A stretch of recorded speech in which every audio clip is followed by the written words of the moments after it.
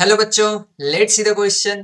The vector a vector plus b vector bisects the angle between the non collinear vectors a vector and b vector if fill in the blanks। ठीक है, तो अपने से ये बोल रहा है फिल इन द ब्लैंक्स करना, वेक्टर ए वेक्टर बाइसेक्ट कर रहा है।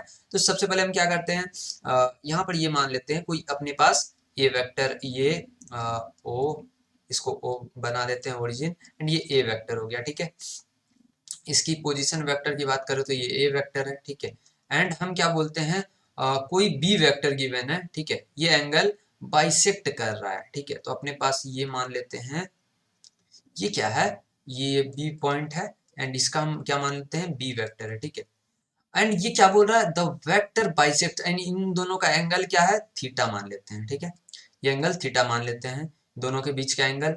एंड ये क्या बोल रहा है, bisect angle A vector plus B vector क्या कर रहा है, बाइसेक्ट कर रहा है।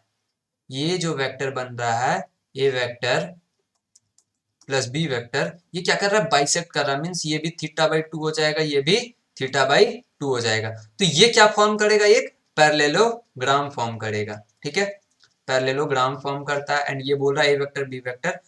सो यहां हम ये लिखेंगे कि A vector and B vector are non collinear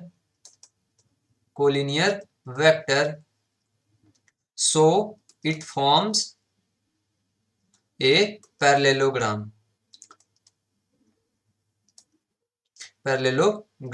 ठीक है, एंड ये क्या बोल रहा है कि A vector plus B vector bisects the parallelogram. ठीक है, पैरेललोग्राम को बाइसेक्ट कर रहा है, मीन्स ये क्या हो जाएगा, ये जो ए वेक्टर प्लस बी वेक्टर जो हो जाएगा ये डायगोनल हो जाएगा।